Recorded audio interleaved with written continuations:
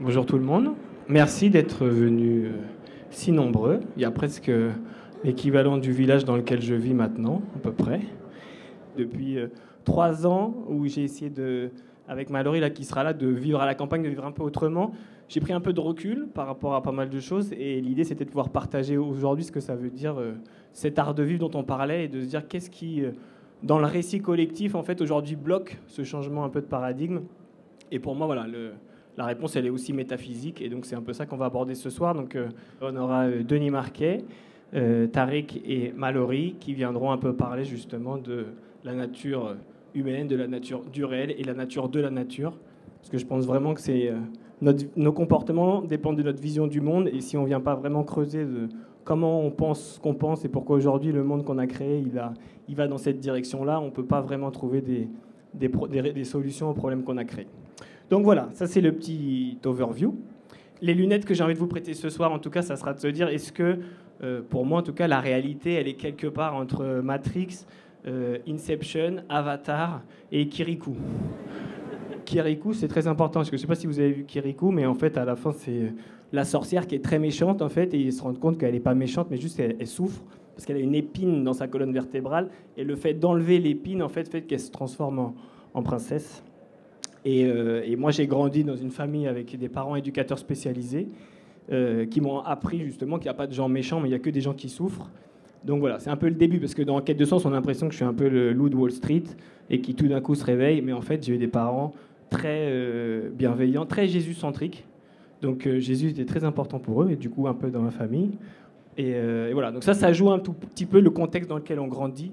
Notamment, moi, je sais qu'il y a des choses très positives sur justement pas juger l'autre, avoir toutes ces belles valeurs qui sont dans les évangiles, mais il y a aussi une culpabilité des fois quand tes parents ils te disent Jésus est mort pour tes péchés à 12 ans. Des fois, tu dis bon. C'est pour ça que des fois, je me dis peut-être que quand j'étais chez le marchand de journaux, quand j'ai chouré 1 ou 2 magazines de basket, je me disais Jésus a payé pour ça. En fait, ça et qu'il soit pas mort pour rien, quoi. Et bref, mais donc je pense que ce terreau dans lequel on grandit, il est important. En tout cas, moi, ça m'a pas mal construit de voir des parents qui, en fait, le sens, je me suis pas vraiment posé la question, puisqu'ils rendaient des gens heureux, ils étaient au service de gens qui étaient en difficulté. En fait, donc d'avoir cet exemple devant moi, en fait, je pense que voilà, c'est pour ça que j'ai fait derrière une école de commerce, ce qui est un peu logique, mais l'idée, c'était plus de dire comment est-ce qu'on peut utiliser des choses qui sont dans le monde de l'entreprise, comment ces outils, on les utilise pour après amener cette bonne volonté qui est souvent dans les associations ou dans ce monde associatif à un autre niveau. Et là où je voulais en venir, c'est qu'à un moment, justement, moi j'avais fait un mémoire sur le commerce équitable et je m'étais dit justement l'idée de trouver un autre sens au commerce. Et je suis parti en Bolivie en me disant que j'allais pouvoir justement travailler sur un projet de commerce équitable, de tourisme équitable.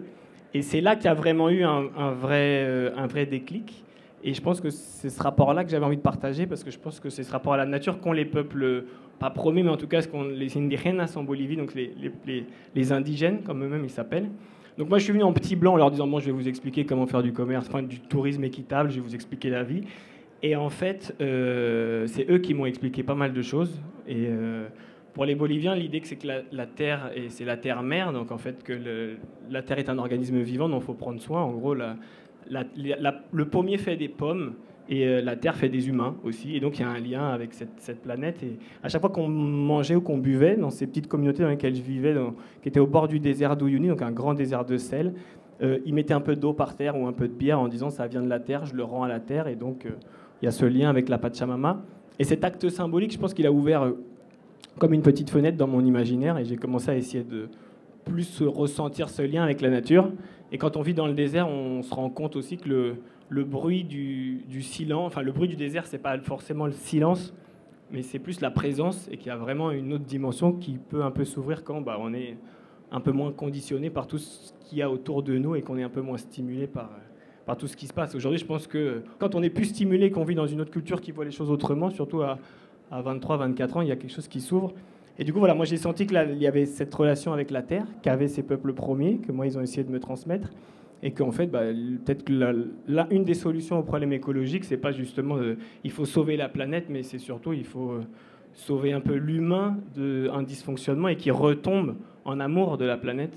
Et quand on vit dans des endroits comme la Bolivie où il y a vraiment des déserts de sel avec des volcans, des lacs multicolores, il y avait vraiment la beauté en fait qui ouvre en fait, je pense, le cœur, qui connecte à autre chose. Et moi, je suis complètement amoureux de cette planète. Et j'ai l'impression que si on veut la sauver, justement, c'est pas par peur de la mort, comme ça peut être un peu le cas aujourd'hui avec tout ce qui est collapsologie, mais par l'amour de cette vie-là. Et je pense que c'est de s'y connecter. Et j'ai eu la chance de passer un peu de temps après en Amazonie avec ces populations qu'on a amenées, qui voulaient ouvrir leur communauté au tourisme, avec d'autres populations qui vivaient en Amazonie. Et là, c'était encore un autre univers avec l'idée que la nature est vivante et un organisme vivant, mais qu'il y a aussi des esprits et qu'on peut être en relation avec tous ces esprits.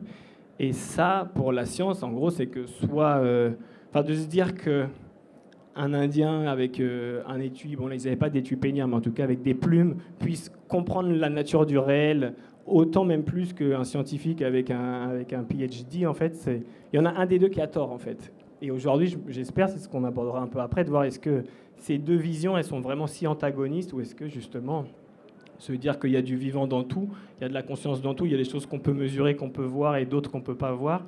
Qu'est-ce que ça dirait de notre civilisation si on change ce rapport au réel ? Aujourd'hui, il y a des découvertes scientifiques qui viennent changer ce paradigme.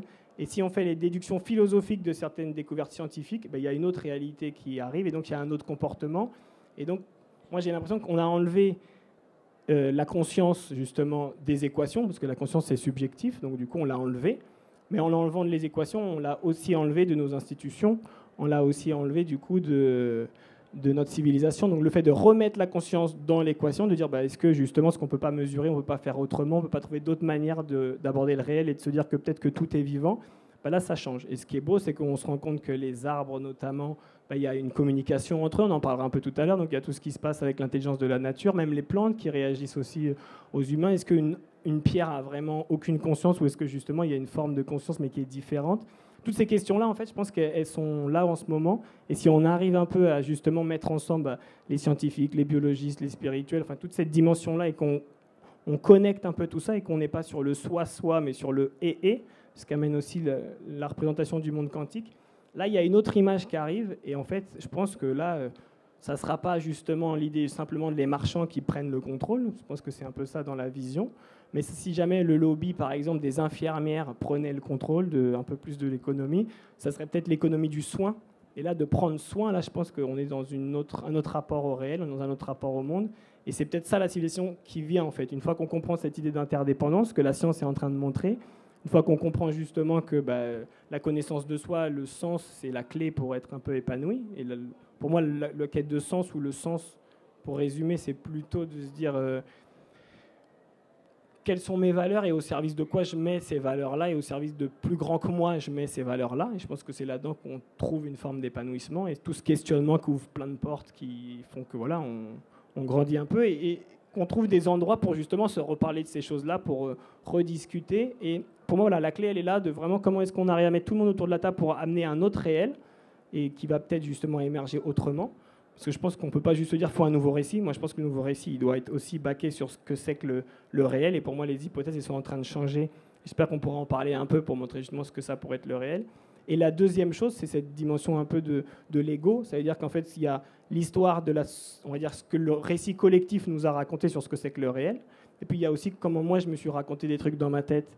Et cette représentation du monde-là, en fait, si on ne vient pas aussi déconstruire, on a tendance quand même à reproduire toujours les mêmes choses. Et là où la science aussi vient à cet endroit-là, de nous dire que on a un truc dans la tête qui s'appelle le striatum dans le cerveau, qui veut toujours plus de confort, toujours plus de choses. Il veut plus d'informations, je crois plus de sexe, plus de domination. Enfin, ils ont identifié 5 trucs, et une fois qu'il a un niveau de confort, il ne veut pas s'arrêter. Ça stimule la dopamine, qui stimule justement cette addiction. Et plus on stimule la dopamine, plus les neurones ils s'éteignent à un moment. Donc plus on cherche le plaisir, plus on devient un peu bête. Et il y a l'autre truc qui s'appelle la sérotonine, qui est sécrétée justement par la méditation, les interactions sociales, le sens en fait. Et donc c'est toutes ces choses-là que je pense que voilà, on peut arriver vers ça, et que pour une fois, j'espère en tout cas que la science et la spiritualité peuvent se reparler. Einstein, il a une jolie phrase qui dit genre... la spiritualité sans la science, la spiritualité sans la science est aveugle, et la science sans la spiritualité est boiteuse. Et je pense qu'on est à ce carrefour-là, en fait, où on va peut-être pouvoir ramener un peu les deux. Donc moi, c'est ça que c'est avec cette idée-là, en tout cas, que je vois le monde depuis une dizaine d'années, et que du coup, c'est quand même beaucoup plus fun qu'avant. Je ne sais pas si c'est vrai, on verra ou pas, mais je pense que de voir du vivant dans tout, de se sentir en lien avec le tout d'essayer de comprendre ce qui se passe dans notre tête, bah, ça éclaire pas mal de mécanismes et je pense que ça crée des choses et des projets beaucoup plus féconds. Quand on a commencé à essayer de se relier à plus grand que soi, je pense qu'il y a une intuition qui vient, il y a une créativité qui est là, on est capable de fédérer. Là où souvent on a un peu tendance, j'ai l'impression, où c'est plus l'ego qui sert la cause plutôt que enfin qui se sert de la cause plutôt que de servir vraiment la cause. Et je pense que cette posture de service, elle se travaille et la spiritualité, elle amène ça. Toutes ces valeurs de compassion, d'altruisme, en fait, bah, c'est pas des concepts, c'est des choses qu'il faut déconstruire, en tout cas qu'il faut travailler, nourrir. Et je pense que ces valeurs-là, on ne pourra pas faire sans. Donc je pense que même si tout a l'air de partir un peu en vrille, si on regarde juste BFM Télé, il y a un truc sous-jacent qui est là, qui est justement cette ouverture à ces questions-là. Et que si on arrive à relier ce qui semble être séparé et à faire de cette connaissance de soi, ce soit comme, je sais pas, se laver les dents ou aller au poney ou faire un truc qui est un peu régulier, c'est pas une fois de temps en temps, il y a des choses qui peuvent émerger. Et c'est plutôt ça, moi, qui me fait me dire qu'on peut passer de cette idée un peu déprimante de la collapsologie où tout va s'effondrer. Il y a des choses qui vont s'effondrer. À peut-être un truc, moi, j'appellerais la résilienceologie. C'est la capacité à faire résilience parce que justement, on est capable de comprendre d'où on a créé ce problème et du coup, bah, vu que nos comportements ils sont créés par ce qui se passe dans notre tête et si on prend le temps d'interroger comment ça a été construit à travers la fiction collective et notre ego, bah, je pense que de là, il y a un petit GPS qui se met en route et du coup, bah, on peut créer des choses fécondes qui fonctionnent relativement bien. Et ben, on va finir là-dessus avant d'amener le débat. Voilà. Merci.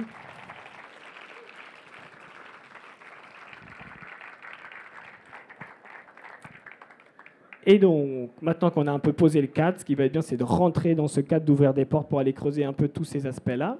Et donc, quand on m'a dit de venir parler que j'avais carte blanche pour inviter les gens qui m'inspirent, donc du coup, j'ai pensé à Tariq, qui est là-bas. Tariq Shekshak, bien. Qui, du coup, lui, il travaille justement, il va nous raconter ce qu'il fait, mais qui est vraiment sur tout ce qui est biomimétisme, comment on s'inspire de la nature. Et j'aimerais bien qu'on puisse après parler sur toute la partie de l'hypothèse Gaïa. On a Denis Marquet, qui est philosophe, qui est là, qui amène aussi cette dimension spirituelle, je pense, à la philosophie qui manque beaucoup. Et on a Mallory Malmasson, que j'ai appelé en dernier, parce que c'est ma préférée, avec qui, justement, on a pu créer ce lieu, justement, dont on parlera peut-être un petit moment. Eh bien, allez, je ne sais pas qui s'assoit où, allez-y. Alors... mettez-vous là, moi je pourrais distribuer un petit peu la parole, voilà. Ils ne se connaissent pas encore, donc il va peut-être se passer un truc, on va voir s'ils sont d'accord, pas d'accord.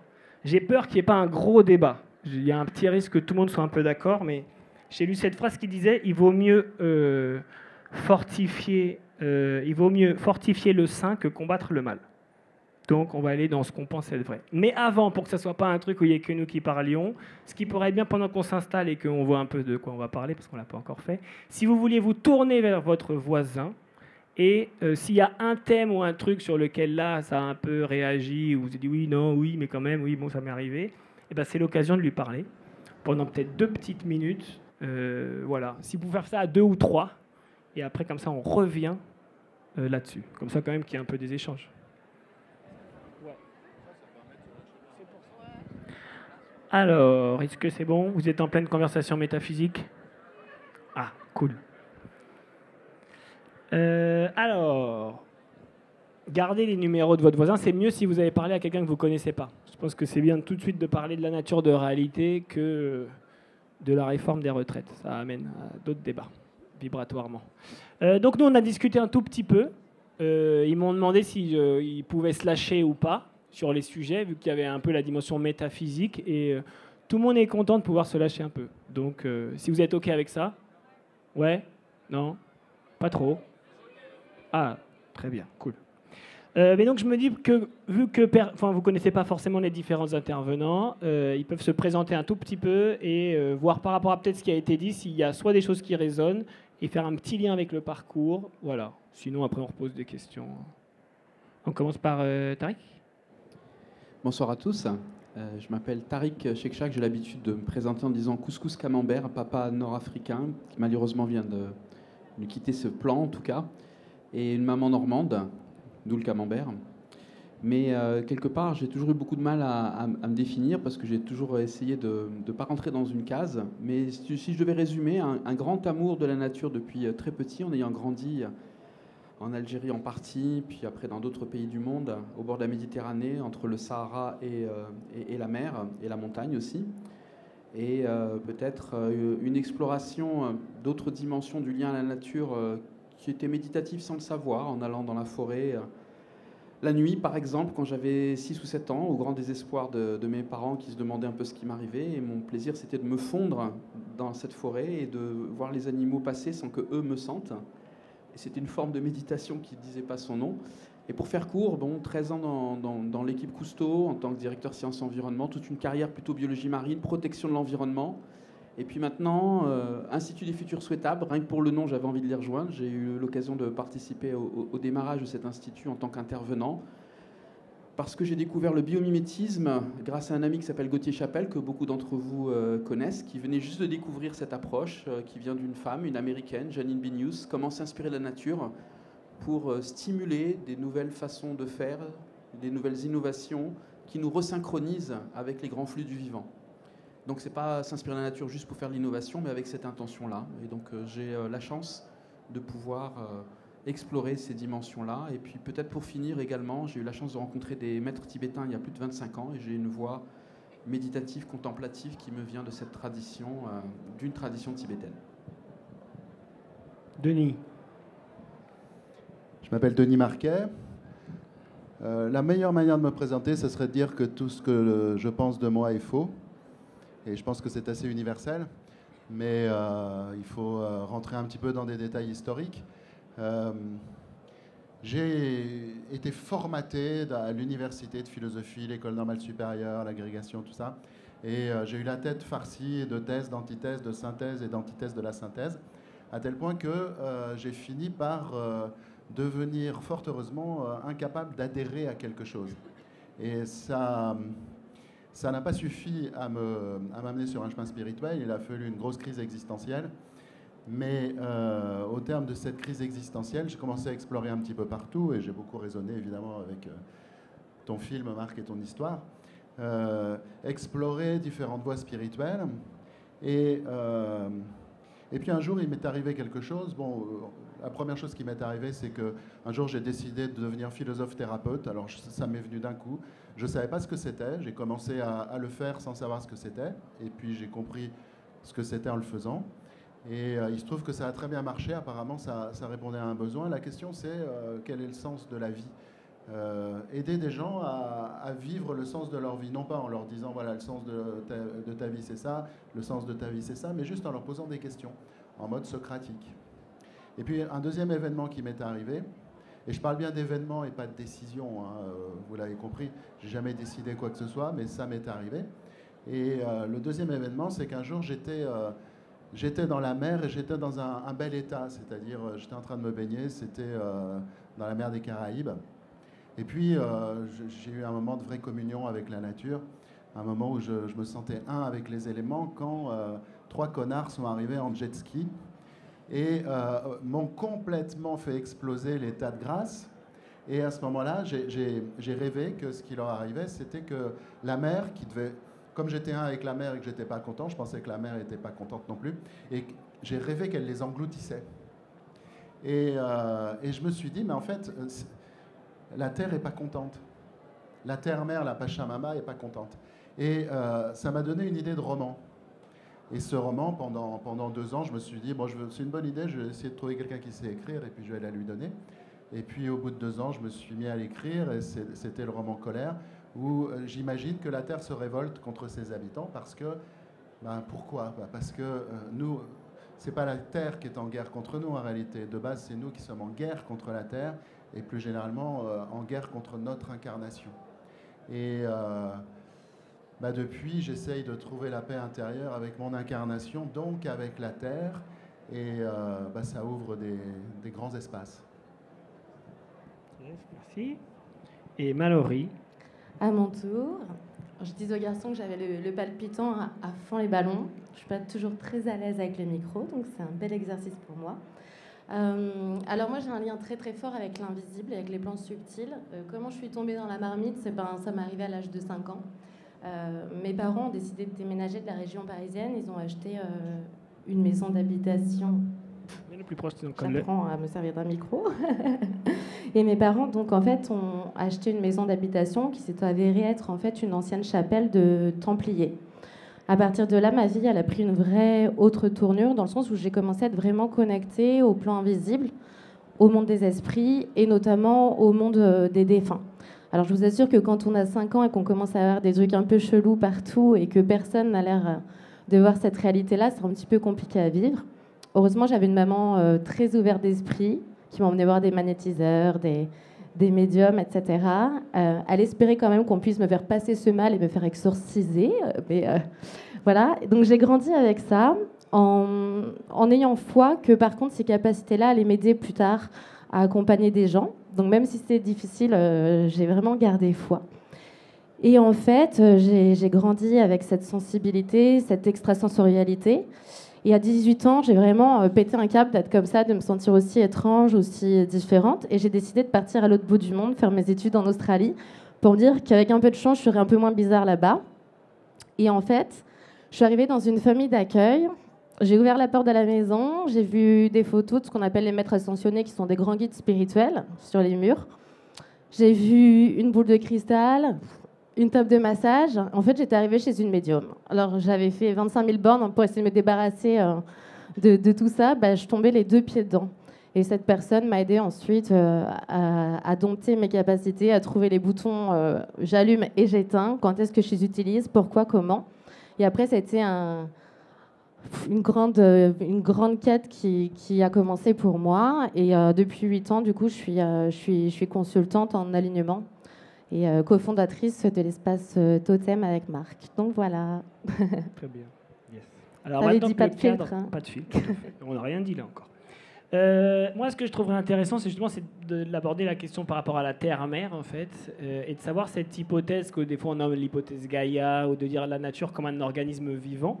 Est-ce que ça, aujourd'hui, scientifiquement, où est-ce qu'on en est? Et qu'est-ce qu'on peut dire sur cette théorie-là? Est-ce qu'on est sur un truc qu'on peut dire un peu New Age, où c'est pas scientifique, ou voilà? Quel regard, toi, tu portes sur cette dimension d'imaginer la Terre comme un organisme vivant versus une machine? Alors, bien sûr, vous êtes tous familières avec l'hypothèse Gaïa ou pas? Gaïa, déesse grecque de la Terre.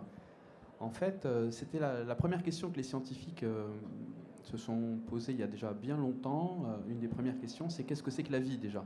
Comment définit-on la vie? Et on est encore en train de se la poser, cette question-là, même si on a des éléments de réponse qui viennent de plusieurs angles. De l'angle, si je parle vraiment des sciences, de la thermodynamique. Qu'est-ce que c'est qu'un système vivant d'un point de vue thermodynamique? De l'angle de la cognition. Qu'est-ce que c'est qu'un système cognitif? On confond parfois intelligence et cognition. Alors voilà, qu'est-ce qu'on met dans ces mots-là? Finalement, la sémantique est importante.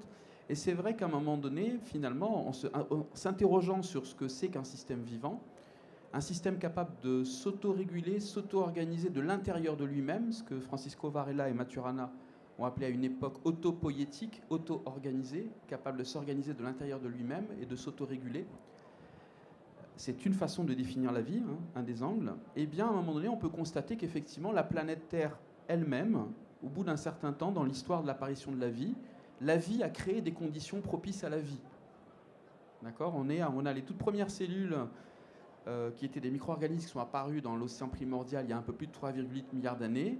Et puis, à un moment donné, une énorme évolution qui a été, enfin, un changement en tout cas de paradigme qui a été l'apparition, entre autres, de la photosynthèse qui produit de l'oxygène.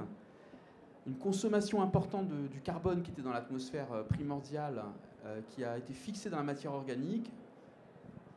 Cette matière organique a produit de l'oxygène, et au bout d'un certain temps, il y a eu l'apparition d'un système où l'oxygène dans l'air, par exemple, a transformé la minéralité de la Terre, puisque l'oxydation a permis l'apparition de certains métaux. Donc la vie a aussi généré des minéraux qui n'auraient pas pu être là sans elle.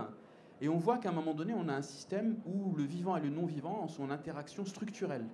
Et on a une sorte d'équilibre dynamique, hein, avec des changements, des augmentations de température, des glaciations, mais néanmoins une dynamique constante, un flux constant. Il n'y a pas de séparation, en fait, entre d'un côté l'inerte et d'un côté la dynamique vivante. c'est une danse. Et à un moment donné, des scientifiques, Lynn Margulis et James Lovelock, ont décidé d'appeler ça Gaïa, l'hypothèse de Gaïa. C'est vrai, comme tu le disais Marc, il y a eu plusieurs façons de recevoir cette hypothèse. Ça a été un petit peu saisi par les mouvements New Age, ce qui a un petit peu parfois perturbé James Lovelock, entre autres, qui ne voulait pas être vu comme quelqu'un forcément dans cette mouvance-là, même si je trouve que ça a apporté quand même des choses très intéressantes. Aussi le fait que d'autres personnes se saisissent que les scientifiques de ça. Où est-ce qu'on en est actuellement, en fait? Il y a un consensus quand même général pour dire que justement, on ne sait pas.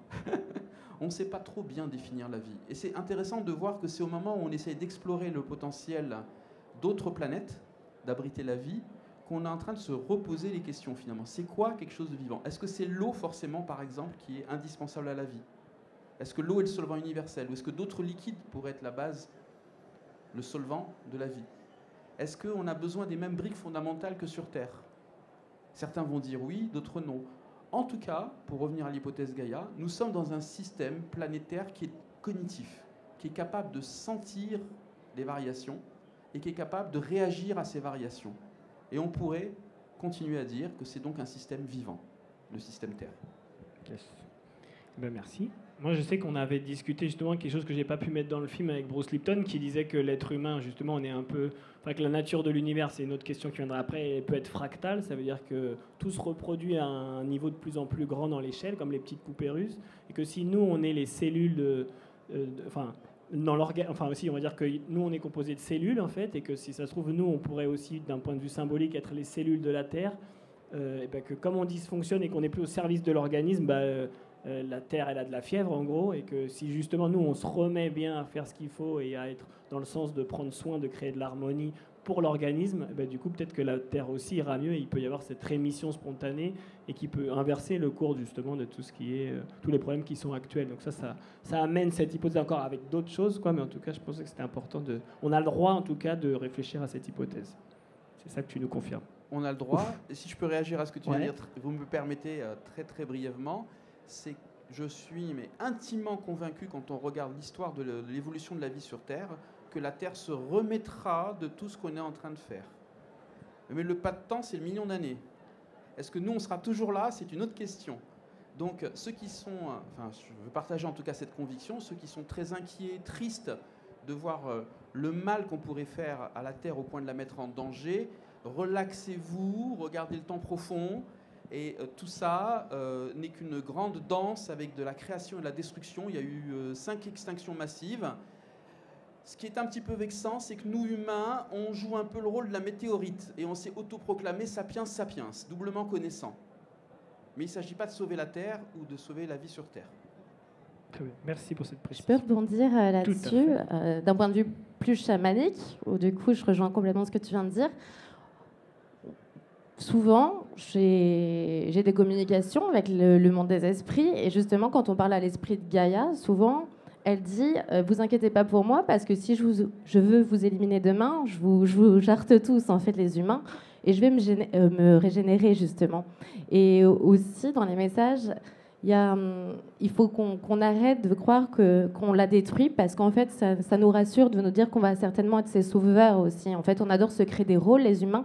Notre ego adore ça. Donc là, c'est un peu la story du moment. On a détruit la planète. Ah, ben génial, alors ça nous donne un nouveau rôle de la sauver. Donc il faut faire attention à ça, je pense, parce que notre ego est prêt à toujours raconter des histoires pour se donner une raison d'exister.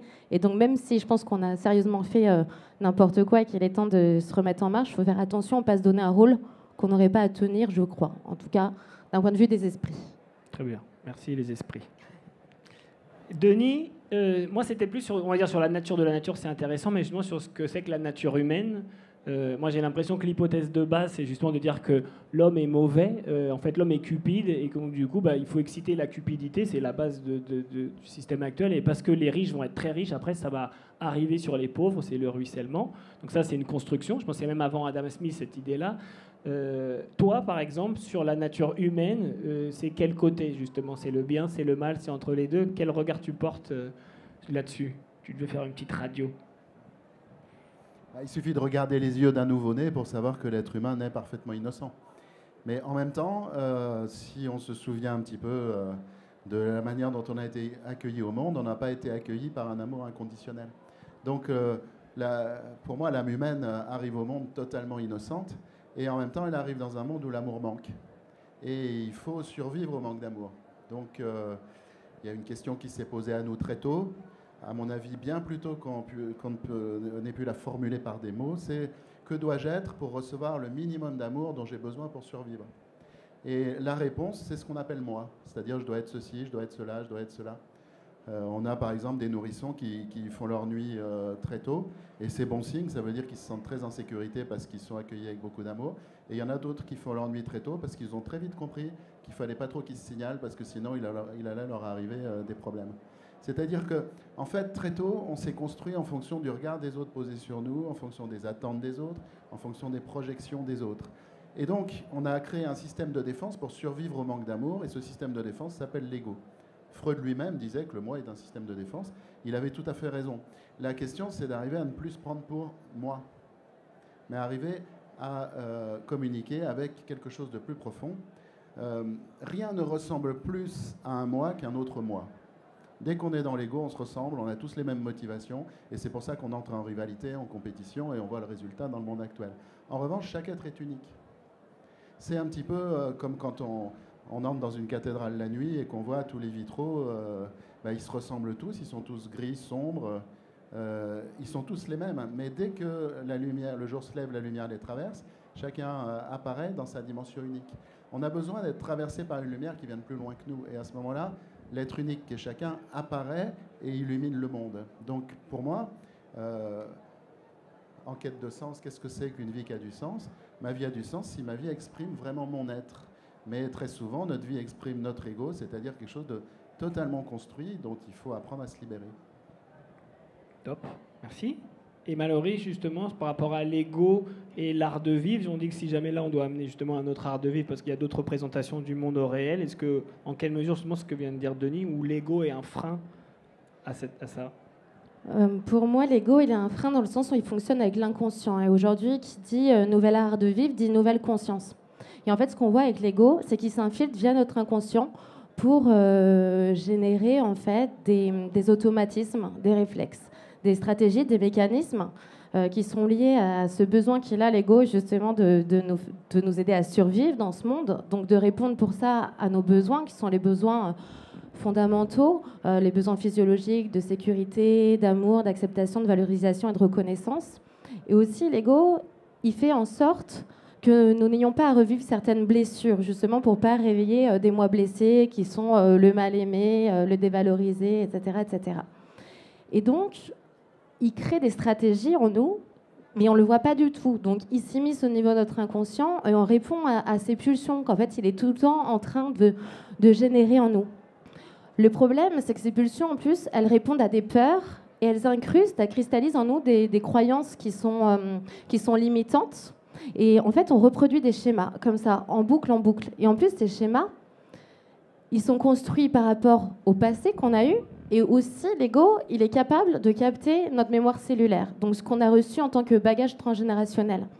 Donc, il ne faut pas sous-estimer à quel point on est influencé, même au niveau de notre ego, par les blessures de nos ancêtres. Et aussi, on est même influencé par rapport à l'inconscient collectif. Donc, l'ego, s'il voit qu'en fait, il y a un type de mécanisme qui fonctionne bien pour l'humain, il va faire en sorte qu'on le répète encore sans qu'on s'en rende compte. C'est pour ça que c'est dur aujourd'hui de faire émerger un nouvel art de vivre, parce qu'il faut faire émerger une nouvelle conscience. Et donc, c'est aussi dur au niveau individuel que sociétal, parce qu'en fait, on est pris par ces mécanismes inconscients personnel et inconscient collectif. Et donc aujourd'hui, si on voulait faire émerger un nouvel art de vivre, une nouvelle culture, il faudrait qu'on ait un autre référent intérieur que l'ego. Or, aujourd'hui, il est trop puissant. On lui a laissé trop de place, encore plus en Occident, avec nos besoins justement de valorisation et de reconnaissance, je crois, et tout cet échafaudage qui nous a fait construire depuis qu'on est enfant. Et je pense que c'est dur d'aller vers ce processus de dépersonnalisation, d'abandonner qui on croit être. Et pourtant, au-delà de tout ça, on a une essence qui nous appelle, qui pour moi est une essence divine. Et si on veut vraiment aller vers un nouvel art de vivre, je pense qu'il faut prendre pour référence ce qu'on appelle le soi, le moi supérieur. Il y a plein de termes pour ça, le self. Et ça voudrait dire rentrer en connexion avec notre âme, avec notre conscience, avec notre esprit. Et ça, c'est assez dur parce que l'ego fait en sorte qu'on n'y accède pas, parce que pour lui, égale sortie de la zone de confort, donc égale danger potentiel. Il préfère la répétition à l'évolution. Donc voilà, il faudrait pouvoir travailler sur l'ego et donc travailler sur nos blessures, travailler sur nos croyances pour sortir de ces schémas et qu'on avance, quoi. Moi, juste pour faire cette transition, j'ai l'impression que le plus gros lobbyiste, en fait, aujourd'hui, justement, c'est pas forcément Monsanto ou ExxonMobil, mais justement, c'est l'ego qui veut toujours plus, et que même les entreprises sont presque en fait une représentation symbolique de cet ego, et c'est pour ça qu'il veut, et il veut pas justement payer les conséquences de ce qu'il fait. Et je pense que voilà, le jour où on identifie ça, les structures et les institutions qu'on a, elles aussi, elles prendront une autre forme. Mais donc vas-y, Denis, sur l'ego, attention, je sens qu'il est chaud. Je suis en accord total avec ce que merde, il n'y a pas de débat. Je voudrais juste te dire, réagir à c'est difficile. C'est difficile, moi je l'entends en un sens, oui je suis d'accord, mais je l'entends en un sens précis, c'est douloureux. C'est-à-dire qu'il ne faut pas se cacher que si on veut vraiment arriver à se libérer vraiment de l'ego, comme l'ego est un système de défense et qui nous protège contre les blessures du manque d'amour, des blessures qui effectivement sont issus du fait que ceux qui nous ont accueillis au monde eux-mêmes se protégeaient contre des blessures du manque d'amour, c'est-à-dire ce qui nous protège du manque d'amour et ce qui nous empêche d'aimer, et on a toute la chaîne de transmission généalogique qui se dévoile là. Quelle est la clé? Il faut accepter de temps en temps de vivre ces blessures. Or, il faut se rendre compte d'une chose, c'est que mon ego, il me protège de mes blessures, c'est-à-dire que chaque fois qu'il y a quelqu'un qui va être dans mon entourage, dont le comportement va être susceptible de réveiller une blessure, c'est exactement la personne que je vais juger négativement, que je vais critiquer, dont je vais penser du mal, etc., etc., c'est-à-dire que je ne vais pas aimer. Eh bien, la personne que je n'aime pas, ça veut dire que je ne la vois pas, parce que si je la voyais dans la splendeur de son être véritable, je l'aimerais forcément. Mais c'est surtout un envoyé dont je devrais être le plus heureux du monde, parce qu'il vient réveiller la blessure pour que la blessure puisse émerger et être guérie. Donc cette difficulté dont tu parles, c'est la difficulté que la libération passe par quelque chose de douloureux. Oui, ça fait mal au cul, comme disait Marc tout à l'heure, ça fait mal un petit peu partout, c'est-à-dire que s'il n'y a pas le passage par l'acceptation que mes blessures remontent, il n'y a pas de libération. Je sais que ce n'est pas très populaire de dire ça, c'est pas quelque chose, c'est pas un argument marketing pour un chemin spirituel, mais c'est la voie obligée en direction de la joie d'aimer, tout simplement. Ouais. D'où, juste pour rebondir avant de donner à Tariq, justement, moi j'hésitais à écrire un one-man show ou un livre, et je voulais que ça s'appelle Pas d'éveil pour les branleurs, dans le sens que si on veut vraiment y aller, en fait, ça va pas être justement comme le poney, peut-être une fois par mois, comme je disais, mais c'est vraiment un truc au quotidien, et que s'il n'y a pas cette vraiment volonté d'y aller, faut mieux pas commencer, parce que c'est encore pire que d'y aller qu'à moitié, on se demi-réveille. Je crois que c'est Socrate qui dit, si tu réveilles ton âme, après, elle te laisse plus dormir. Et donc, du coup, l'idée, c'est d'y aller vraiment. Et donc, toi, tu y as été vraiment, d'ailleurs. Tariq. Non, je voulais simplement réagir, merci, hein, c'est des sujets qui me passionnent. Alors c'est vrai que j'ai une exploration qui me vient d'une rencontre avec une tradition himalayenne qui a plusieurs milliers d'années, la tradition Dzogchen, ou Hatha Yoga en sanskrit. Et alors ce que je vais partager avec vous, c'est aussi ce que j'ai reçu de mes maîtres, donc c'est pas simplement mon expérience, même si bien sûr ensuite c'est basé sur de la pratique, donc c'est pas simplement de la théorie. Et c'est intéressant cette question de l'ego. Dans la tradition tibétaine, ils appellent ça dakzin, la saisie de soi. C'est-à-dire, c'est pas tellement l'histoire qu'on se raconte, c'est le fait d'y croire. C'est un peu comme un acteur ou une actrice qui se prendrait pour le personnage. Donc en fait, ils expliquent que c'est une capacité naturelle de l'esprit humain que d'avoir la capacité de se représenter sa place dans le monde. Et cette capacité-là, elle est apparue dans le vivant, peut-être pas que chez l'humain. Darwin disait c'est une différence de degré, pas une différence de nature. Et c'est vrai qu'avec Descartes, on a eu tendance à dire le contraire. D'un côté, il y avait le logos humain, et de l'autre côté, l'animal-machine. Et on se rend compte en fait qu'il y a plusieurs espèces qui ont cette capacité de se représenter leur place dans le monde. Il y a un test qu'on appelle le test du miroir, qui est basé sur l'essence visuelle. Est-ce qu'un enfant est capable de reconnaître qu'il a une tache sur son corps ? Eh bien non, jusqu'à l'âge à peu près de 18 mois, je crois. Et il y a d'autres espèces qui passent le test du miroir. Une pie passe le test du miroir. Des dauphins, des poulpes. Et même récemment, une fourmi a passé le test du miroir. Alors là, les scientifiques se demandent qu'est-ce que ça veut dire. Ça veut dire quelque part, ces espèces, elles ont conscience d'elles-mêmes. Donc, elles peuvent aussi créer des modes de représentation au monde qui sont des filtres conceptuels par rapport à ce qui se passe. Et c'est intéressant.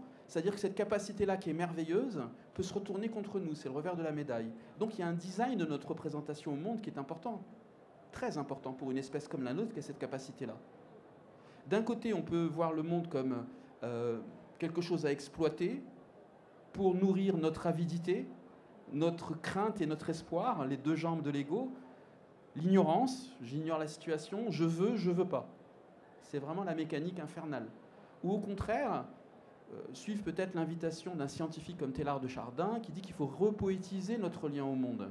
Le repoétiser par la spiritualité, par la poésie, par l'art, et qu'en fait, il n'y aura pas de solution, parce que si jamais on veut sauver la planète en étant encore dans une vision réductionniste et matérialiste et utilitariste du vivant, eh bien, en fait, on a le poison dans la solution, encore une fois, qui continue à... Et là, je vais peut-être citer notre ami Patrick Vivray, qui est économiste, philosophe, je suis sûr que tu connais Patrick, qui disait, quand on échangeait sur ces sujets-là, peut-être que comme la crise de l'apparition de l'oxygène comme déchet de la photosynthèse, qui a provoqué, en fait, pour les espèces qui étaient là, qui n'étaient pas habituées à vivre avec de l'oxygène, qui est un Occident, une grosse crise, elles ont dû s'enfoncer dans les sédiments, aller dans les endroits où il y a moins d'oxygène, peut-être que la crise de la conscience discursive génère aussi peut-être quelque chose qui peut être extraordinaire pour l'étape suivante. Parce que l'oxygène, maintenant, on en a tous besoin. Ce qui était une crise à un moment donné est devenu... Donc c'est aussi sympa de se voir peut-être les choses comme ça, que l'humain, c'est une émergence de ce que la nature est capable de donner sur cette planète, et on n'est pas forcément destiné à être des destructeurs de la toile de la vie dans laquelle nous sommes insérés. Et justement, Denis, par rapport à ça, à quel moment, justement, pour toi, la philosophie, elle aide à avoir cette compréhension un peu du monde, et à quel moment, justement, la science et la spiritualité, est-ce qu'elles peuvent se rencontrer? Est-ce que cette idée de cette pensée complexe où toutes ces disciplines un peu se rencontrent pour faire émerger un autre réel, est-ce que toi, tu le vois, et quel peut être le rôle ou de la spiritualité ou, justement, de la philosophie à cet endroit-là? De mon point de vue, les deux sont totalement complémentaires, c'est-à-dire que la philosophie, ça a toujours été la partie diagnostique. Pourquoi cette condition humaine? Description de la condition humaine, diagnostic de la condition humaine. Mais un diagnostic n'a de sens que par rapport à des remèdes. Et la spiritualité, c'est la partie remède. C'est pour ça que philosophie et spiritualité, dans l'Antiquité, étaient très liées. La philosophie était véritablement une recherche de sagesse. Et puis, avec la modernité, on a commencé à faire des diagnostics qui n'étaient plus des diagnostics de l'intériorité humaine, mais des diagnostics de l'extériorité. C'est-à-dire, nous souffrons parce que nous ne savons pas exploiter suffisamment les ressources matérielles. L'être humain ne souffrira plus à partir du moment où il sera maître et possesseur de la nature. Diagnostic cartésien. Nous souffrons parce que les rapports de production sont dans un certain état, diagnostic marxiste. L'être humain sera heureux quand on aura transformé par une révolution les rapports de production. C'est-à-dire, la philosophie, avec la modernité, a commencé à faire des diagnostics extérieurs et à vouloir apporter des remèdes extérieurs qui ne sont plus spirituels, mais qui sont dès lors idéologiques. Je crois qu'aujourd'hui, on est en mesure maintenant, avec le recul sur le XXe siècle, de prendre conscience que ça ne fonctionne pas. Mais malheureusement, aujourd'hui, la planète est dominée par des gens qui croient que ça fonctionne encore, que ça peut fonctionner, que c'était peut-être pas la bonne idéologie, qu'il faut trouver la bonne idéologie, donc le bon diagnostic et le bon remède extérieur, et qu'à ce moment-là, on changera le monde. En réalité, le diagnostic que j'ai envie de faire en tant que philosophe est un diagnostic intérieur avant tout. C'est-à-dire, quel être humain sommes-nous en train de fabriquer intérieurement? Et c'est une grande question nietzschéenne, ça. Quel être humain fabrique-t-on, et surtout, quel être humain veut-on? Et aujourd'hui, il y a une grande question philosophique qui se pose, c'est, premièrement, est-ce que l'être humain que la société actuelle, qui se mondialise, est en train de fabriquer est viable? Ma réponse est non. Mais est-ce que de cet être humain non viable, un être humain viable peut sortir? Et ma réponse est oui. Pour moi, l'individu de l'individualisme moderne, l'individu égoïste, c'est un petit peu à l'ancien individu traditionnel ce que le cocon est à la chenille. Le cocon n'est pas viable. Le cocon, on ne peut rien en tirer. Il ne se passe rien pendant que la chenille est rentrée dans son cocon. Mais il y a un papillon qui peut sortir de ça. Qu'est-ce que c'est que le papillon qui va sortir, si tout va bien, et si on ne rentre pas justement dans un collapsus général? Quel est le papillon qui peut sortir de l'individu actuel qui n'est pas viable? C'est l'être unique.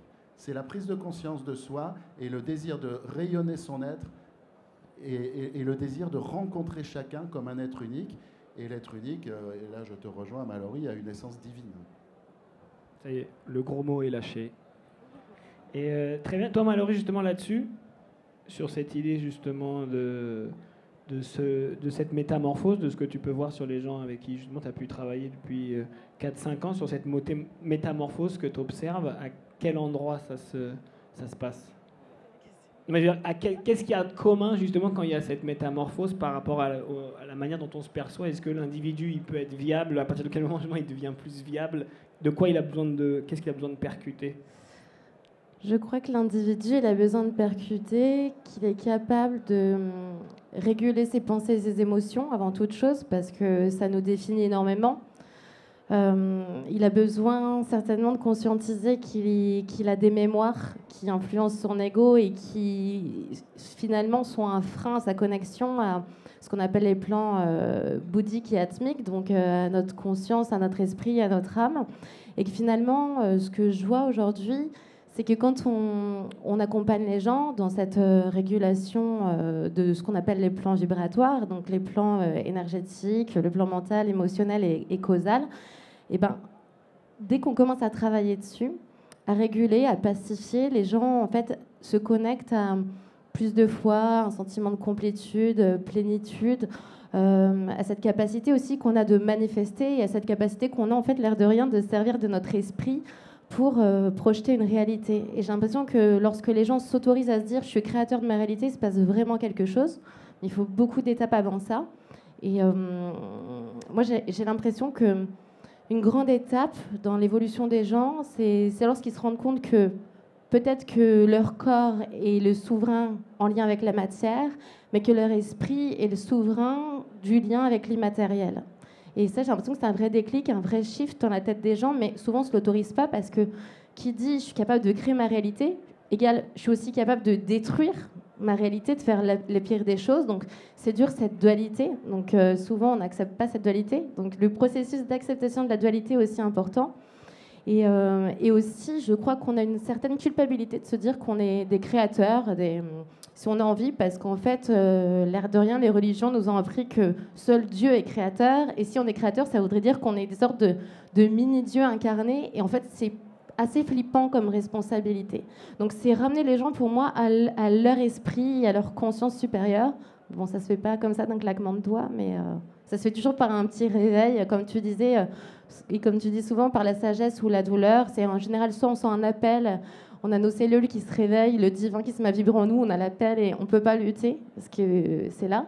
Ou soit c'est par la douleur, en effet, souvent des séparations, des maladies, des burn-out, etc. Donc aussi, c'est aux gens de choisir voie de la douleur, voie de la sagesse. Mais il faut avoir le petit déclic assez rapidement et passer à l'action assez rapidement, quoi. Je ne sais pas si ça répond à ta question. On va voir. On va poser justement, ça va être l'heure de justement vous puissiez poser vos questions. Moi, juste pour un peu conclure tout ça, j'ai l'impression que souvent on a l'impression que la spiritualité, justement, je ne sais pas si le mot maintenant, peut-être que si on dit nouvelle histoire, il faut dire aussi nouveau lexique, et donc du coup peut-être trouver d'autres mots, parce qu'il y en a certains qui sont un peu connotés, mais que souvent la spiritualité, c'est soit il y a la matière, soit il y a la spiritualité. Et pour moi, l'enjeu, c'est quand même vraiment de rassembler un peu les deux, et que c'est justement, c'est pas soit l'un, soit l'autre, et que j'aimerais bien que la science arrive à montrer que justement il y a de la conscience, il y a du divin en gros dans la matière et que tout est sacré et donc du coup on prendrait soin de la création et que voilà, soit on est complètement perché, dans ce cas-là c'est justement il faut un peu de la matière, mais d'être ce trait d'union entre la terre en fait et le ciel et la matière, je pense que c'est cette posture-là où justement la spiritualité elle est un élan, elle n'est pas une fuite et voilà, je pense qu'aujourd'hui c'est là où ça peut vraiment être une fuite. Et que voilà, essayer de trouver cette pratique, peu importe la tradition, mais qui donne envie d'agir du bon espace que de se retirer du monde et de fuir, sauf si vous avez décidé de dissoudre votre ego. Mais bon, c'est long. Il ne faut pas de réseaux sociaux. Bref, quelle heure est-il par rapport au temps qu'on a? On a encore un petit peu de temps. Donc moi, ce que je vous propose pour poser les questions, on s'est rendu compte que souvent, tout le monde n'ose pas poser les questions. Donc c'est bien de vous dire, est-ce qu'il y a une question vraiment importante? Et là, vous allez regarder vos 2-3 voisins, et chacun va se dire, ouais, moi, s'il y avait vraiment une question importante, ça serait ça. Et avec un consensus, vous pourrez décider qui a la meilleure question, ou qui résonne, on va dire, avec la question. Et après, vous aurez le droit, du coup, de venir devant ce petit micro. Et ça peut être la personne qui a envie de poser la question, n'est pas celle qui vient au micro si elle est un peu timide, mais c'est avec grand contrôle. Voilà, il n'y avait pas les moyens d'avoir le sans fil, donc c'est comme ça. Il nous accueille gratuitement. Donc, il faudra venir faire un petit effort pour aller devant la scène. Donc, vous avez 2 minutes, je vais chronométrer, pour parler avec votre voisin, 2 ou 3, et de vous dire quelle est la question qui vraiment me taraude après tout ça. Je suis en pleine fuite de cette réalité. Alors, pendant que vous ratez une conversation de ouf sur la gauche, mais ça, fallait être sur scène. Et soit un de vous deux peut reposer cette question qui a donné lieu à un débat passionnant sur y a-t-il une réalité qu'on pourrait percevoir, sachant que la réalité d'une chenille n'est pas la même forcément que d'un mille-pattes qui voit le monde à travers ses pattes que quelqu'un qui voit avec des yeux. Mais bon, ça c'est prochaine conférence. Est-ce qu'il y a du coup des questions qui ont reçu une forme d'enthousiasme et quelqu'un est prêt, alors qu'il n'y a plus d'aller, par contre, il faudra réussir quand même à venir poser sa question. Mais voilà, ça se mérite, peut-être, on ne sait pas. Donc allez-y, si jamais il y a des questions sur ces thèmes-là. Bravo, elle a fait vraiment un chemin. Ouais, chemin, ouais. Bonsoir, elle vient pas de moi, hein. Je suis juste la porte-parole. Tu la valides un peu quand même ou pas du tout? Je la valide complètement, c'est okay, pour ça que je... bon. Je crois que c'était plutôt une question pour Tariq, mais globalement. Par rapport au mimétisme biologique. Alors, est-ce qu'il y a un modèle préexistant dans la nature sur lequel on pourrait s'appuyer et qui fait la synthèse entre le corps et l'esprit? On est content que ça soit pour Tariq, cette question. J'étais en train de me le dire, j'étais en panique.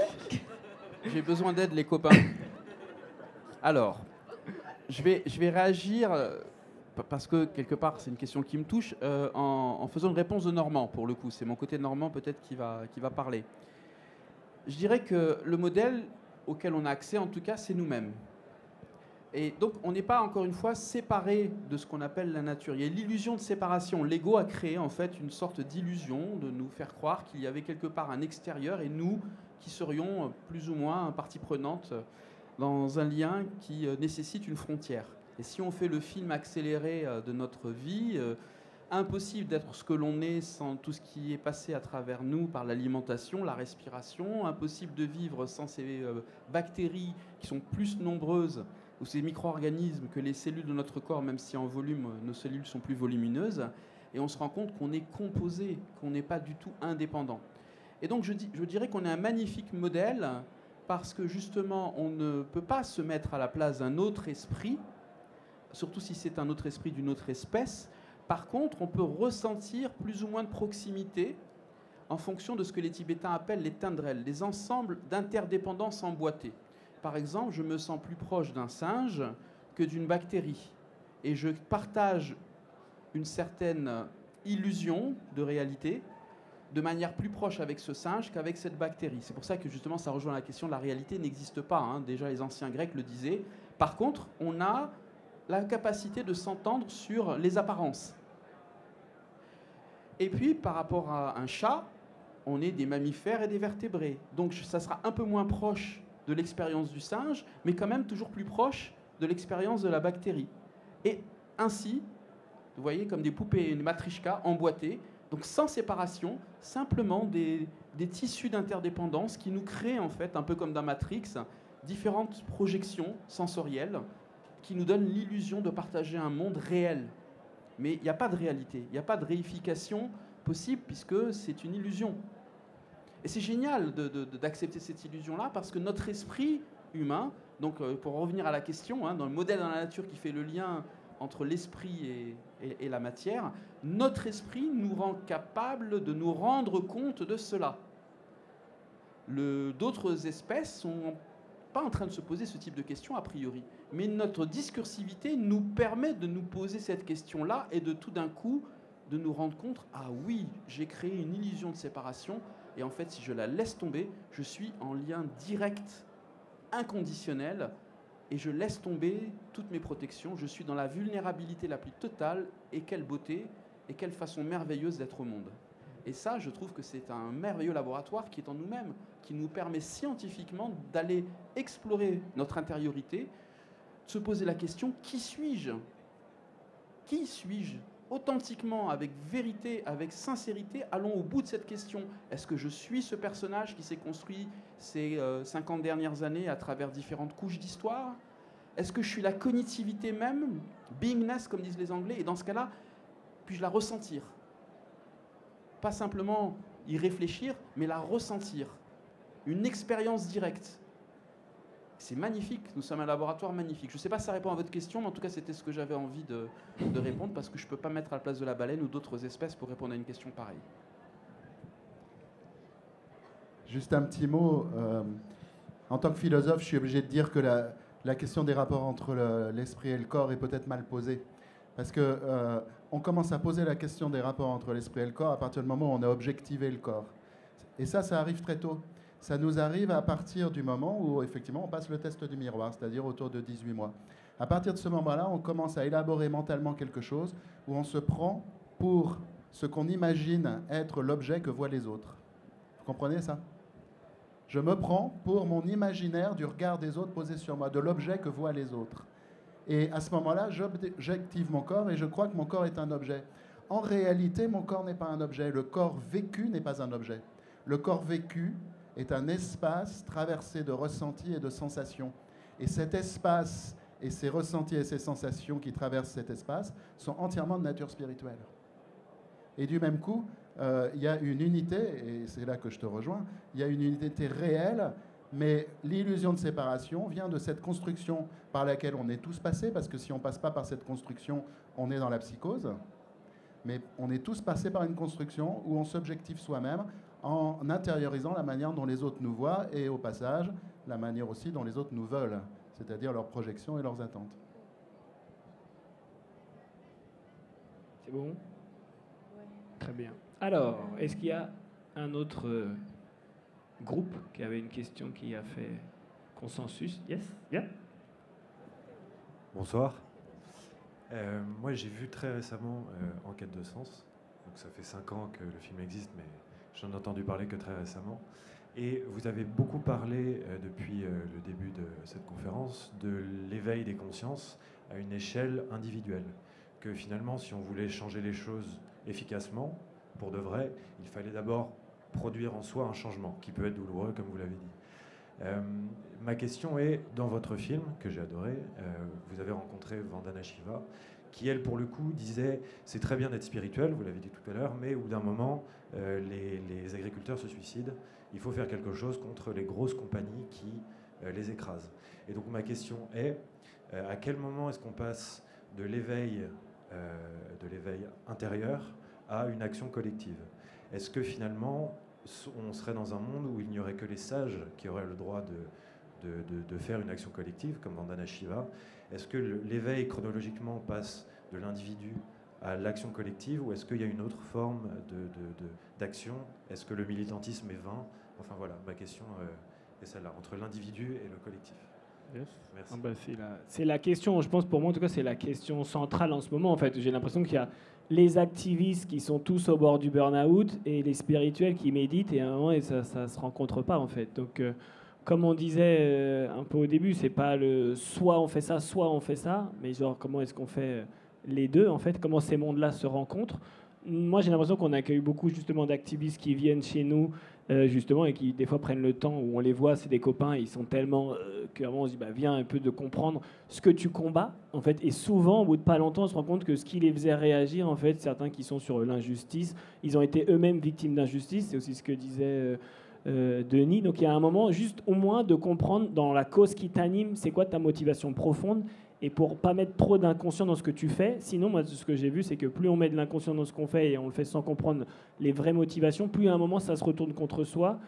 Et des fois, c'est destructeur. Et souvent, même un beau projet, et souvent, j'ai l'impression que des idées généreuses, moi, ça ne fait pas des gens généreux. Et en fait, on peut être pour des valeurs qu'on défend, mais si on ne les a pas incarnées en soi, j'ai l'impression que le projet, il est moins durable, il est moins fécond. Dans les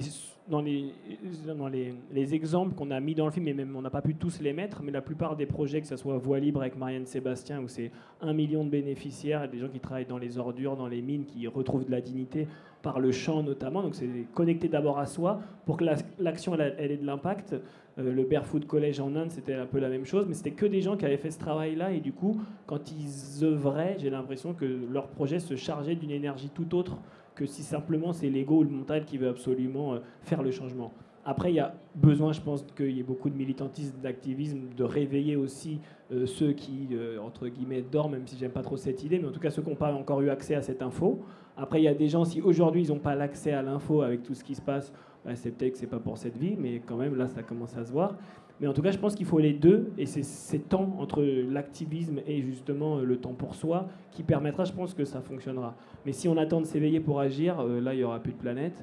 Et si on fait que de méditer, il n'y a pas non plus. Donc je pense que le timing, pour moi, c'est quand tu sens, et je pense que c'est aussi dans l'action que le sens, il arrive parce qu'on est dans l'action et on peut corriger au fur et à mesure. Mais est-ce qu'il y a une règle par rapport à ça? Je ne sais pas, mais pour moi, c'est un peu les deux en même temps. Et l'action permet de voir si tout ce qu'on a adoré comme concept intellectuellement, quand on est dans un groupe, et les mecs, on est sur des barricades à dire justement, il faut un autre monde, et qu'on est avec des gens qui n'ont pas ce rapport-là, toi, est-ce que tu es pacifié ou pas? Et tu te rends compte s'il faut que tu retournes un peu méditer ou pas, justement, ou que tu te confrontes à l'action pour voir si ça suffisait. Donc pour moi, voilà, c'est plus le terrain qui va aussi révéler si tu y es ou tu y es pas, et que c'est des allers-retours. Moi, je crois pas à l'idée que tu t'es éveillé et que ça y est, tu y es, en fait. Hein. À chaque fois, on se rendort, quoi. Donc comment est-ce qu'on renourrit ça? Moi, c'est plus ça. Et d'avoir cette hygiène, voilà, de faire les deux, action et méditation, ou la méditation, ou au moins la présence dans ce qu'on fait, quoi. Moi, je veux bien rebondir là-dessus. Aussi, ça dépend de quelle est ta vision de la réalité. Si tu penses que le monde intérieur et le monde extérieur sont reliés, dans le sens où, pour moi, d'un point de vue invisible, architecture invisible, c'est impossible aujourd'hui et d'évoluer dans un monde paisible si nous-mêmes, on n'est pas en paix. C'est impossible aujourd'hui d'être dans un monde où il n'y a pas de pollution, si on a toujours des pollutions mentales, émotionnelles. C'est impossible d'être dans un monde d'unité si on a toujours cet état de morcellement intérieur, d'avoir l'impression d'être séparé d'un bout de nous, peut-être notre étincelle divine, je ne sais pas comment on veut l'appeler. Mais en fait, moi, je crois vraiment que l'intérieur et l'extérieur sont reliés. Il y a toujours des ponts qui opèrent. Et je pense qu'il faut passer à l'action, en effet, d'un point de vue individuel, en travaillant sur soi. Et qu'après, comme disait Marc, je crois que l'action extérieure vient juste valider si tu mets l'énergie la plus pure dans ton action, est-ce qu'elle reflète vraiment ce qui s'est passé dans ton intérieur. Or, aujourd'hui, on voit beaucoup chez les militants, chez les gens qui font un tas d'actions, qu'il y a beaucoup de désespoir, qu'il y a beaucoup de moi blessés, qu'il y a cet état de morcellement. Ils ne le font pas toujours pour les bonnes raisons, ou en tout cas pas toujours du bon espace. Et du coup, ça résout rien. En fait, on tourne en rond parce que le problème intérieur, il est pas vraiment réglé, en fait. Donc voilà, par exemple, je sais qu'un jour, c'est un peu touchy comme truc, mais un jour, on m'a appelé pour un consulting sur l'esclavage dans le monde. Et en fait, la question, c'était pas de savoir est-ce qu'il fallait aider à libérer des esclaves. La question, c'était d'abord de se poser, est-ce que les gens ont envie d'être libres? Et ce qu'on voit, c'est qu'en fait, si on ne travaille pas sur notre intérieur, sur les peurs qu'ont les gens, la peur de la liberté, c'est une grosse peur qu'on a, parce que, encore une fois, c'est une grosse responsabilité. Est-ce qu'on est capable de faire changer les codes dans la matrice? Moi, je ne suis pas sûre. En tout cas, d'un point de vue architecture invisible, encore une fois. Donc, voilà. Moi, je veux bien rebondir aussi. J'ai un critère personnel de l'action féconde, parce que la question de l'action, c'est pas tant est-ce qu'il faut agir ou est-ce qu'il faut méditer, c'est quel est le critère de l'action féconde et qu'est-ce qui permet de la discerner de l'action stérile. Toutes les grandes tentatives d'action au XXe siècle ont été stériles et même extrêmement nuisibles et très souvent tragiques, catastrophiques, parce que l'action idéologique, c'est une action tragique. Donc quel est le critère? Le mien, celui que j'essaie d'appliquer à ma vie, il est simple. Une action fondée sur une acceptation totale est forcément féconde. Une action fondée sur un refus est forcément stérile. Parce qu'il faut commencer par accepter ce que le monde me fait pour ensuite véritablement trouver une source intérieure d'action où finalement j'ai l'impression que ce n'est pas moi qui suis l'origine de l'action, mais que je reçois mes actes. Et si nous regardons bien nos vies individuelles, nos grandes actions fécondes, les grandes décisions que nous avons prises, en réalité, nous les avons reçues, nous ne les avons pas prises, nous les avons rencontrées, comme disent les Allemands, et qui disent rencontrer une décision et non pas prendre une décision. Il s'agit de recevoir ces actes dans un état d'acceptation totale. Aujourd'hui, dans notre monde, on a opposé acceptation et action. On croit que si on accepte, on est passif et qu'on n'agit pas. Non, en fait, l'action fondée sur une acceptation, de mon point de vue, est la seule féconde. Du coup, je peux moi aussi rebondir? Allez-y, c'est la question centrale. C'est une question tellement importante. Effectivement, il y a un paradoxe en fait quand on accepte d'être vulnérable à ce point, c'est-à-dire de s'ouvrir, justement en laissant tomber l'illusion de séparation, de s'ouvrir à ce qui est. À ce moment-là, on tombe, je crois, dans quelque chose qui a été employé de manière métaphorique, de manière assez belle dans la Bible, je crois, qui m'aurait dit qu'un jour je citerai la Bible. C'est la source a soif d'être bu. On est dans un paradoxe. Et là, l'action, en fait, elle est complètement différente. C'est-à-dire c'est déjà satisfait, mais ça a soif quand même. Et ça nous met en mouvement. C'est un désir qui est dans l'unité. Alors, ce désir fondamental, qui est le désir de la vie aussi, la vie est orientée vers un but, que ce soit la reproduction, la transmission des gènes, etc. Et tout d'un coup, quand on est dans cette connaissance-là, dans cette acceptation totale, il y a un désir de soi, mais qui est très sain. Une sorte de boucle qui se referme. Ce désir aller dans les apparences, et tout d'un coup, c'est comme une rivière qui se met à couler. Et cette rivière qui coule, elle provoque des tas de choses. C'est pas du tout statique, c'est dynamique. Et là, en fait, l'action résulte de ce mouvement de la vie en soi, qui est reconnu comme tel, ce que certains anglo-saxons appelaient le flux. Hein. Et là, il y a quelque chose d'extraordinaire et extrêmement nourrissant. Et on retombe, on parlait un petit peu de Spinoza dans l'aparté. Il y a des tas d'émotions qui sont dans la gamme des émotions humaines. Des émotions de colère, qui sont parfois des saintes colères, parce que la situation mérite qu'on se révolte. Mais on ne reste pas bloqué dans cette première émergence. On ne cultive pas cela. Et à un moment donné, si on ne fait pas ça, on se rend compte que c'est quand même la joie et la paix qui prédominent. Et là, Spinoza disait, si on vit plutôt dans les affects joyeux que dans les affects tristes, on développe notre puissance d'agir. Et ça, je trouve ça très chouette, cette idée de puissance d'agir. On pourrait croire qu'on a besoin de ces protections pour pouvoir agir efficacement, parce que le monde est dangereux, alors que si on est dans l'acceptation totale, la joie et la paix nous donnent plus de possibilités de déployer notre potentiel. Là, il y a quelque chose de vraiment magnifique, en fait, je crois. Nous, en tout cas, c'est de cet espace qu'on avait fait le film avec Nathanaël, où qu'on a créé l'espace totem, et on se rend compte de ce que ça génère quand les gens reçoivent quelque chose qui est fait de cet espace. Je pense ça se charge d'autres choses, en effet, que ce manque. Est-ce qu'il y a d'autres questions qui ont fait émerger? Uka, que je vois derrière, qui vient d'arriver, qui n'a pas du tout prévu de prendre la parole. Comme on est sur le corps, et que je le vois quand même, et que j'aurais aimé qu'il soit là, mais il n'avait pas assez de temps pour faire danser tout le monde, et qu'il est debout, je me dis que même si c'est pas sympa de lui faire ça, il pourrait quand même, parce que j'ai passé genre 2 jours avec lui, on est en train de travailler sur un projet de one-man show justement, donc là j'ai essayé de pas lâcher trop de vannes pour garder des trucs, bref. Et on a une discussion sur le corps, et franchement en 3 minutes, il a résumé lui sa perception qu'il a du corps, et je pense qu'il est chorégraphe, danseur, enfin il fait 10 000 trucs, il est artiste, il fait des chaises de ouf aussi. Donc si tu acceptes et si tu m'en veux pas, et si le fait de faire ça fait que tu vas pas refuser de travailler avec moi pour la suite de ce qu'on est en train de faire, je veux bien que tu donnes l'essence de ce qu'on a un peu discuté ensemble sur ce que c'est que justement ce rapport au corps et cette chose-là. T'acceptes ? Merci ou pas. Bonjour tout le monde. Donc en fait, moi, ma réponse, elle va être très simple. Est-ce que vous voulez bien vous lever, s'il vous plaît ? Ok, très bien. Est-ce que vous pouvez dire un grand A ? Un vrai grand A. D'accord. Alors là, vous me dites un A. Un A, normalement, c'est quelque chose, c'est la lettre la plus solide de l'alphabet. 2 pieds, solides, ancrés dans le sol. Et quand vous allez dire A, vous allez faire en sorte que le A aille dans le sol et qui couvre totalement le bruit de tout ground control. 1, 2, 3. Ok, vous êtes toujours là-haut, je suis désolé. On va essayer de faire encore mieux. Imaginez que quand vous dites A, vous le dites en disant A, un grand A profond. 1, 2, 3. Très bien, merci. Vous pouvez lever la main droite.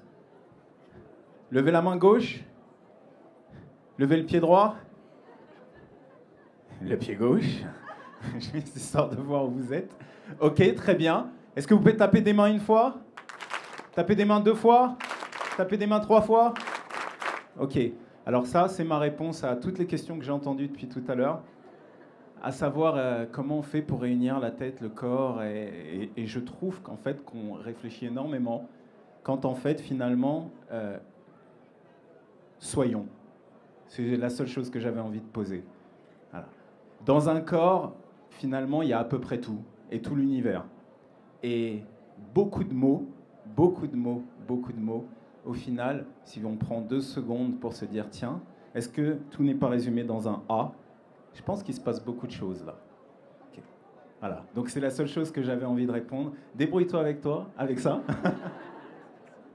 Eh ben merci. Et Uka, franchement, je pense qu'on va faire des choses ensemble parce que, justement, là, c'est le format conférence. Alors forcément, il fallait que ça parle, mais c'était parler pour plus avoir envie de parler et justement être dans le A.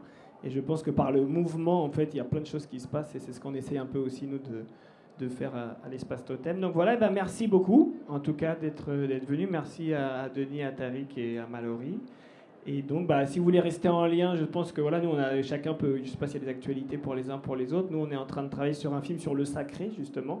Imaginez justement qu'est-ce que ça pourrait être de repenser les rituels autour de l'alimentation, de la célébration, de la mort, de la naissance, de même la sexualité. Comment est-ce que tout ça, on peut trouver des nouvelles formes pour de nouveaux arts de vivre.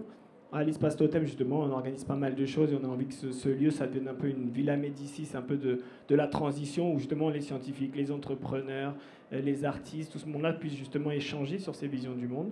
Donc voilà, ça c'est ce qui est en train de se passer. L'espace Totem va devenir la Cambrousse, avec un K, on a changé un peu le nom. C'est bon, voilà. En tout cas, si ça vous a parlé, Tariq, voilà, et de temps en temps, tu interviens à l'Institut des Futurs Souhaitables. Là, moi, je trouve qu'il y a des très très beaux livres de Denis, vous pourrez regarder, qui est surtout écrivain, enfin philosophe, et il a quand même, au-delà de colère, fait des très beaux livres, et puis donc Mallory aussi, sur l'art et la manière d'être soi, sur l'ego, voilà. Merci à vous, et puis à très bientôt, alors.